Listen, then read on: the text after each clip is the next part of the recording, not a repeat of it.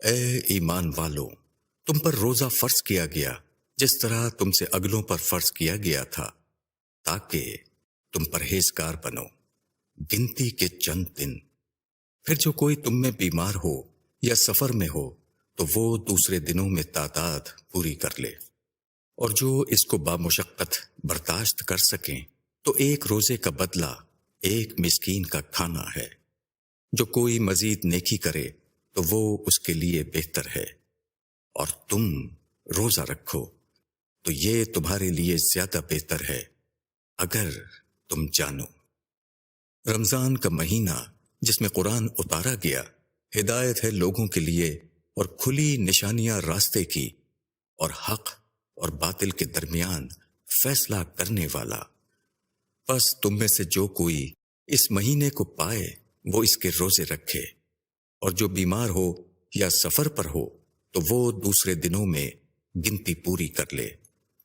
اللہ تمہارے لیے آسانی چاہتا ہے، وہ تمہارے ساتھ سختی کرنا نہیں چاہتا، اور اس لیے کہ تم گنتی پوری کر لو اور اللہ کی بڑائی کرو اس پر کہ اس نے تم کو راہ بتائی، اور تاکہ تم اس کے شکر گزار بنو۔ اور جب میرے بندے تم سے میری بابت پوچھیں تو میں نزدیک ہوں، پکارنے والے کی پکار کا جواب دیتا ہوں۔ جبکہ وہ مجھے پکارتا ہے تو چاہیے کہ وہ میرا حکم مانے اور مجھ پر یقین رکھیں تاکہ وہ ہدایت پائیں۔ تمہارے لیے روزے کی رات میں اپنی بیویوں کے پاس جانا جائز کیا گیا، وہ تمہارے لیے لباس ہیں اور تم ان کے لیے لباس ہو۔ اللہ نے جانا کہ تم اپنے آپ سے خیانت کر رہے تھے تو اس نے تم پر عنایت کی اور تم کو معاف کر دیا۔